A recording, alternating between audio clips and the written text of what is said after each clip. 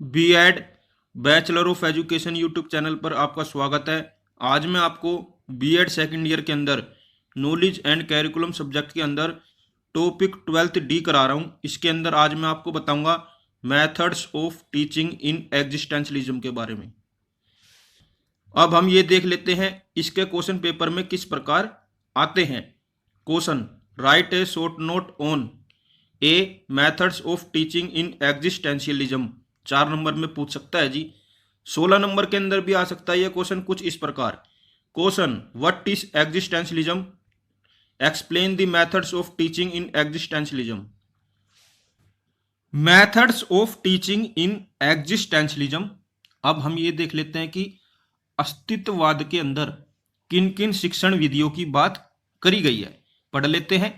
Existentialism encourage child centred education. देखिए, अस्तित्ववाद क्या है?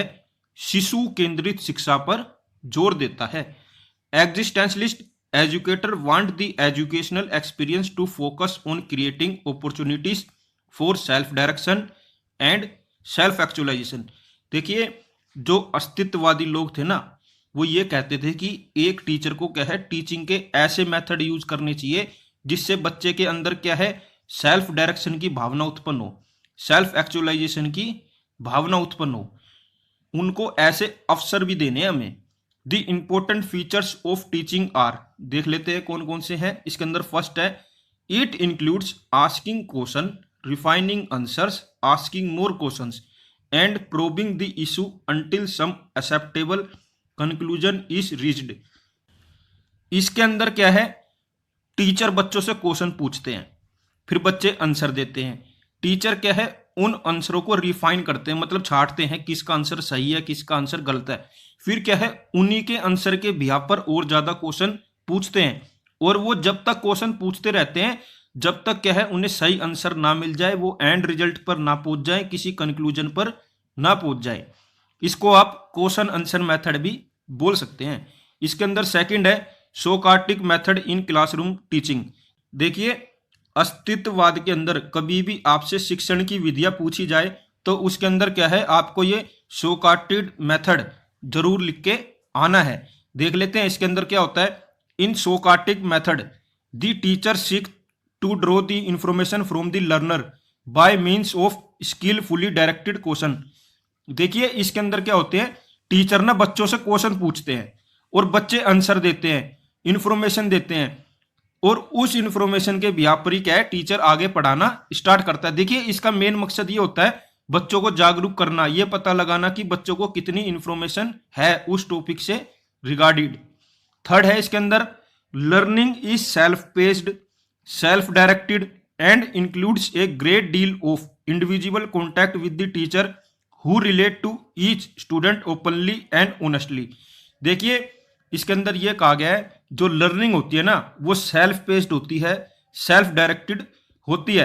प्लस इसके अंदर क्या है जी, टीचर और स्टूडेंट के इंटरेक्शन की बात करी गई है। यहां पर यह कहा गया है कि हर टीचर को क्या है, बच्चे के साथ पर्सनली भी इंटरेक्ट करना चाहिए। प्लस हर टीचर को यह पता होना चाहिए उसकी क्लासरूम में जो बच्चे बैठे हैं वो कैसे हैं, उनकी लर्निंग कैपेसिटी क्या है।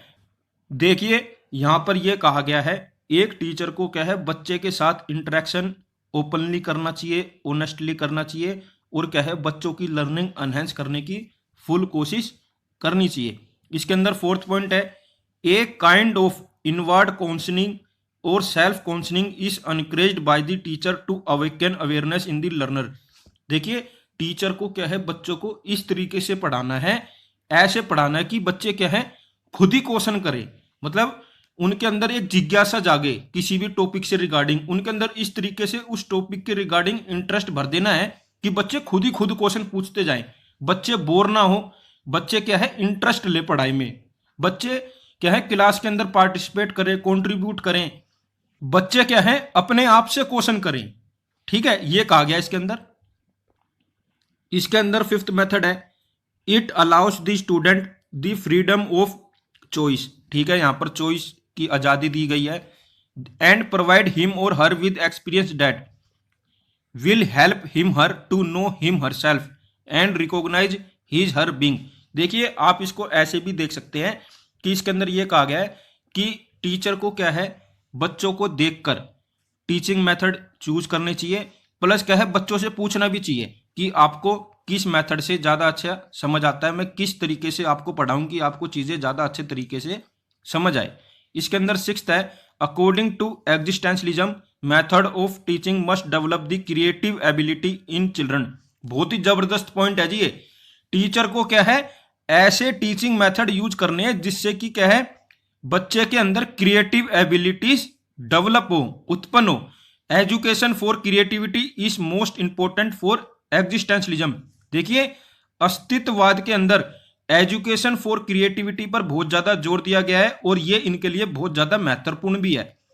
They empathise on application of such instruction techniques which appeal to feeling, emotion, creativity and deeper meaning of life. देखिए ये लोग क्या है ऐसी इंस्ट्रक्शनल टेक्निक्स पे जोर देते हैं जिनसे क्या है बच्चे अपनी फीलिंग को बाहर निकाल सकें, अपने इमोशंस को बाहर निकाल सके, उनके अंदर क्या क्रिएटिविटी है उसको बाहर निकाल सके। देखिए इसके अंदर सेवंथ है केस स्टडी मेथड।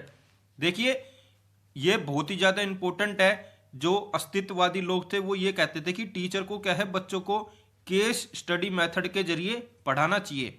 इसके अंदर एट्थ है एक्सपेरिमेंट मेथड। इन्होंने एक्सपेरिमेंट मेथड के ऊपर भी जोर दिया है।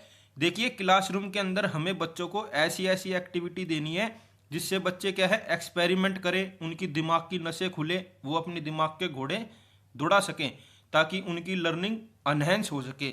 देखिए यहाँ पर साइंटिफिक मेथड की बात करी गई है। देखिए ये लोग क्या थे, ग्रुप मेथड के खिलाफ थे, ग्रुप स्टडी के खिलाफ थे। मुझे पूरी उम्मीद है आपको ये सभी 8 पॉइंट जरूर समझ आए होंगे। अगर किसी पॉइंट में कोई दिक्कत है या कोई पॉइंट समझ नहीं आया तो कमेंट बॉक्स में कमेंट कर देना, मैं आपका डाउट क्लियर करने की पूरी कोशिश करूंगा।